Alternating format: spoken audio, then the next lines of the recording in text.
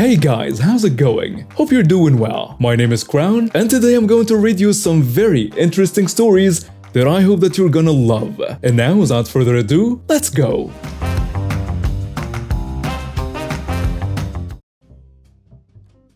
Today I saw karma in motion all thanks to one small dog. A quick note.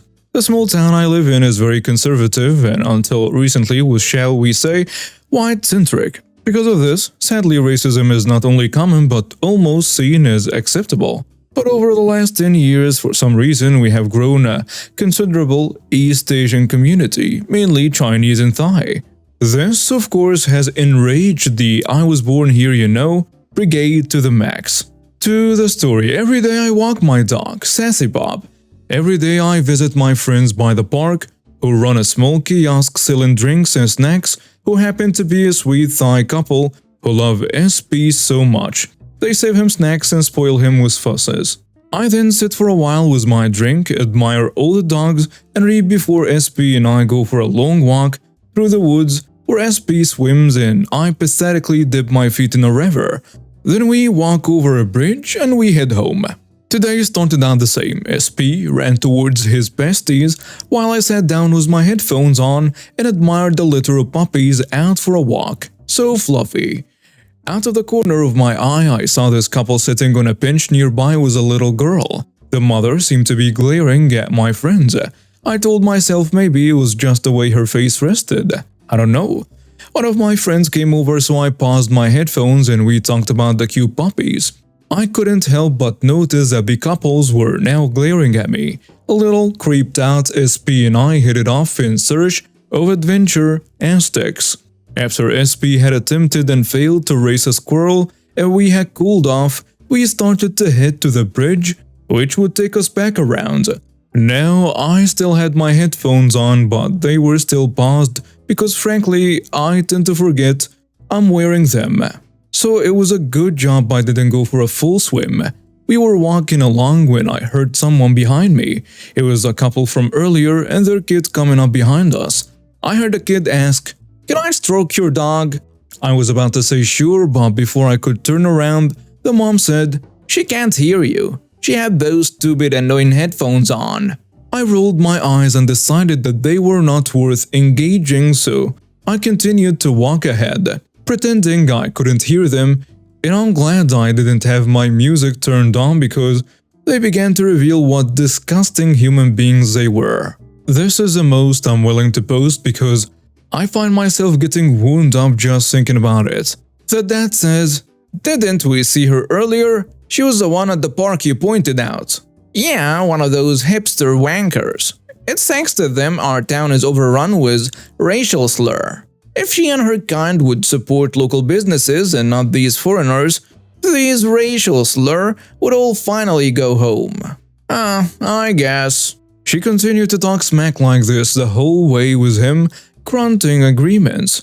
I felt bad for the kid, I felt bad for my friends, I felt bad for anyone who had to put up with their nonsense.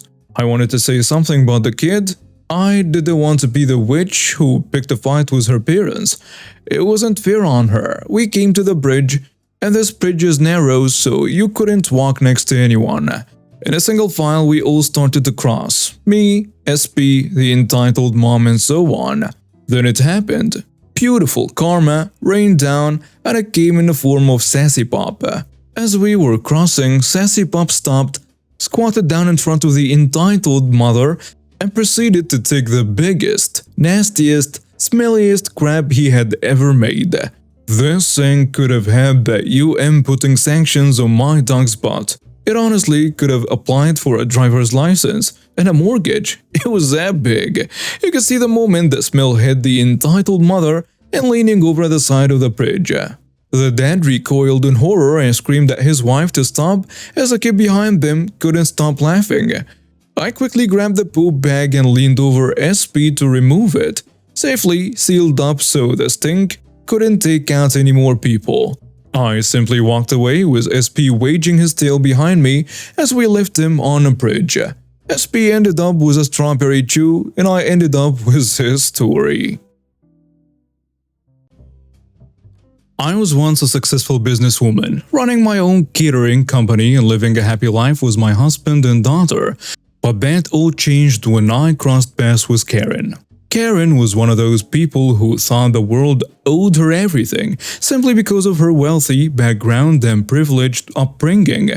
I first met Karen at a networking event for local business owners as she strutted in, tossing her perfectly styled hair over her shoulder and commanding the attention of everyone in the room.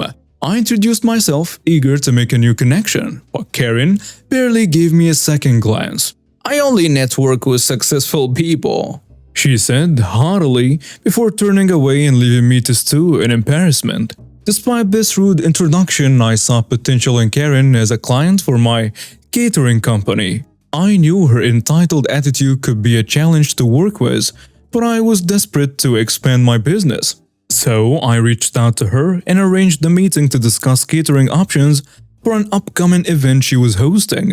The meeting started off well enough, with Karen impressing upon me the importance of presentation and high-end ingredients for her guests. However, things quickly went south when I explained that some of the items she requested were out of season and therefore more expensive.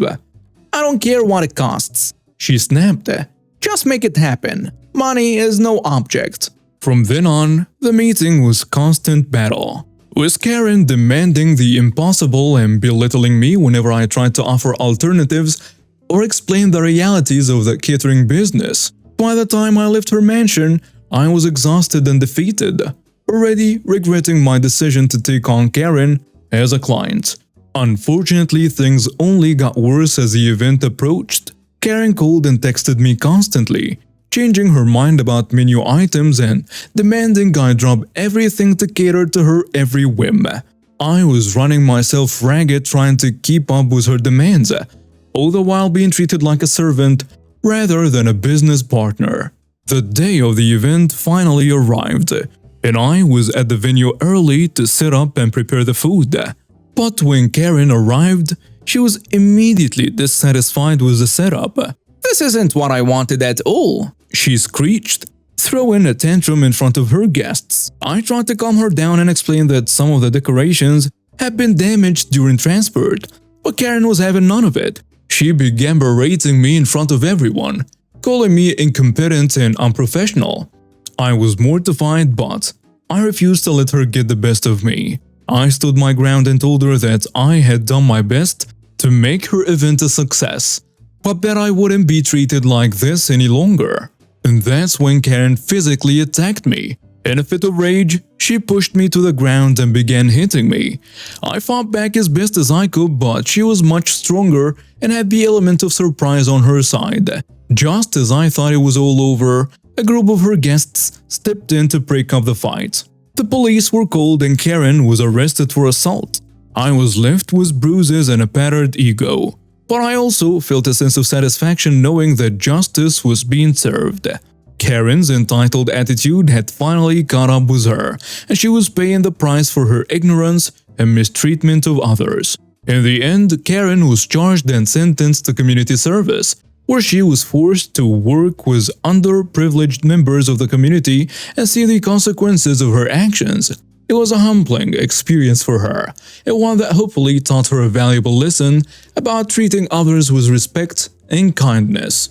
As for me, I was able to put the incident behind me and move on with my life.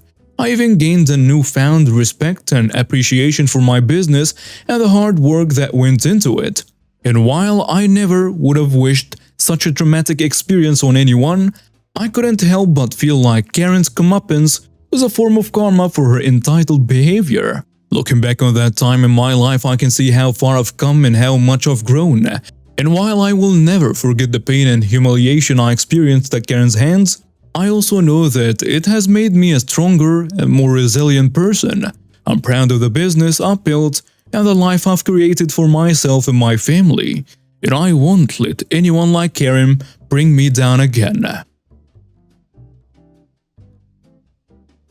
It's somewhere around the summer of 1988. I was 14 and had gotten into a bit of trouble with the police in another state while on a one-week trip. This was uncharacteristic for me. I was a smart, good kid otherwise. A bit of theft and damage. I was trying to show off for some kids I had met and ended up making a huge mess of things. Damage was $100 or so. My parents required that I pay the person back double the loss, and the way I'd do that is to get a job. I accepted all of this as I was truly sorry for it. Mom told me to go down to our local convenience store and ask Mr. Smith for a job. Mr. Smith needed a stock clerk for his busy convenience store and hired me on the spot at $3.35 per hour. I worked about 20 hours a week, Sunday 11 to 6 and Tuesday nights. That job was good. On one end of the building was a sub shop and the other end was a store. The middle was where the desk and all the stock was. Walk-in coolers and such were between this room and the store. There were 3 cashiers at work there: Amy, Biddy, and Charlie. Charlie only worked Sundays, Biddy worked Saturday nights and several nights a week. Amy handled the bulk of the shifts. At the time they were all old as dirt. But if I had to guess, Amy was in her 50s and Biddy and Charlie in their 30s. Biddy and Charlie were always very nice to me and the customers. But Amy was a sneaky and conniving witch. The summer ended and I kept working there through the fall and into winter. I started also working with nights. Whatever the maximum hours I could work were, that is what I was scheduled for. During the 6 months I was there, Mr. Smith had fired 3 other stock clerks, all for theft, dropping cases of beer into the dumpster to retrieve later food, cigarettes, and so on. I never did, and it honestly never even occurred to me to. Mr. Smith was generous. I could have soda and candy when I wanted. Just don't touch the beer and don't steal from him. I loved the little round beef jerky that was in a glass jar at the counter and Orangina soda. The job was simple and I had it down. Keep the cooler stocked, sweep/mop the floors, and help customers carry things to the car. On Tuesdays we got the week's orders, so that night I put price tags on everything.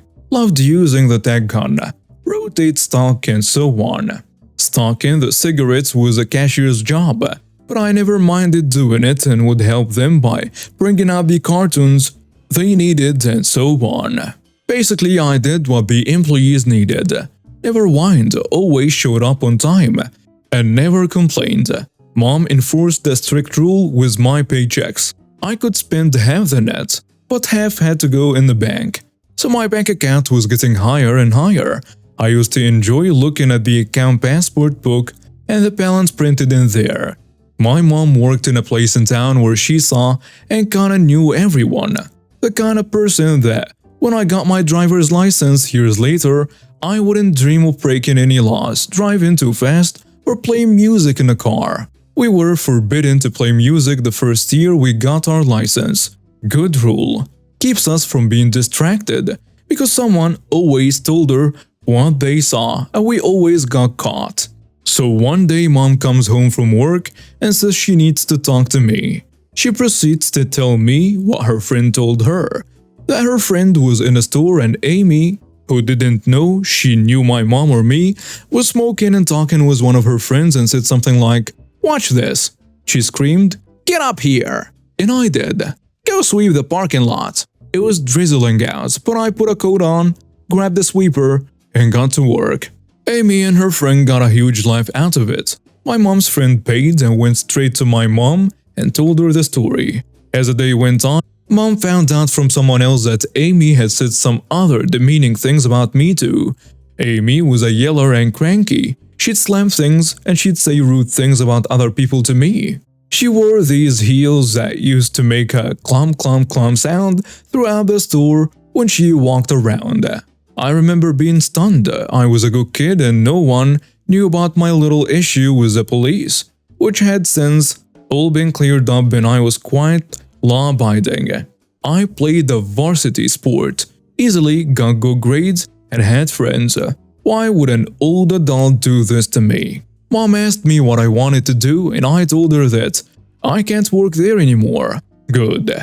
Get your bike and go tell Mr. Smith you quit. And tell him why. So I did. and Mr. Smith seemed shocked when I told him the story. I also told him that my grades were beginning to suffer. See, I was now working Tuesdays and Wednesdays nights till 11:30 p.m. We lived a mile away, so I'd ride my bike home, but was still too wired to go to sleep, and my parents were in bed already, so I'd stay up till 1 watching Hogan's Heroes reruns. I got up at 5:45 a.m. to use a shower before my brothers and then off to the bus stop for a 7:15 pickup as we lived on the far end of town. Mr. Smith was amazing. He offered me the following: a raise to $4.25 an hour, and I could do my homework at work in the back room at the desk. I only had to do certain things for my job.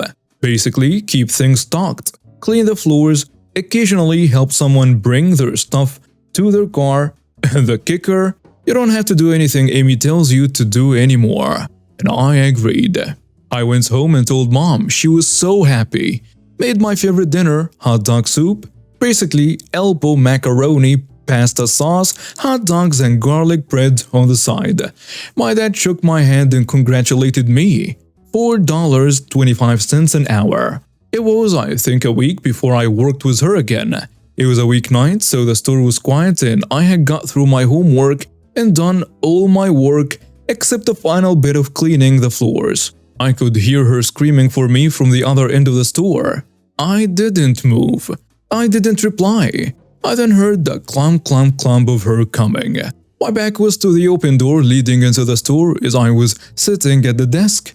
She stands in the doorway and screams, I've been calling your name for half an hour. What are you doing? My knees were shaking. I wasn't used to being yelled at by anyone other than my parents. I slowly spun the chair around, made eye contact and simply said, Mr. Smith said I didn't need to do anything you told me to do anymore. Then I slowly spun the chair around and pretended to read. I was too scared to read but made a show of it. The pause and the quiet in the air was palpable. A short moment later, she clumped back up to the front of the store, quicker this time, and in those days if you had more than one phone on the same line, the phones would ding when the other receiver was picked up.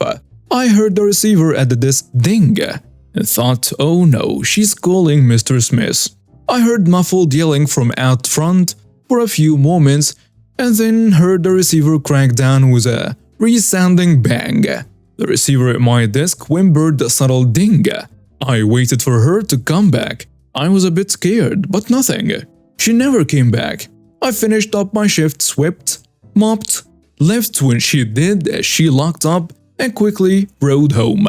Amy didn't talk to me much for a couple of weeks after that. She didn't order me around and didn't make my life harder. The other two cashiers, Perry and Charlie, however, really opened up more to me. While not friends because of age differences, they treated me like a colleague. Perry got me to tell her the story, and then I found out so much more. Mr. Smith had given her a verbal lashing. Her kids and husband stopped spending so much time out front as well. While Amy and I never officially made up, things smoothed over after a few weeks and she was never rude to me again. As a final note, being able to do my homework at the store turned out to be amazing for my grades. I had several hours a night where I really didn't have anything to do, so I'd get ahead of my homework for the week, study for tests, read more, and my grades went up almost immediately. I ended up working there until the end of the next summer and then focused on school, sports, and friends. And now we have reached the end of today's stories. Thank you for watching and see you next time.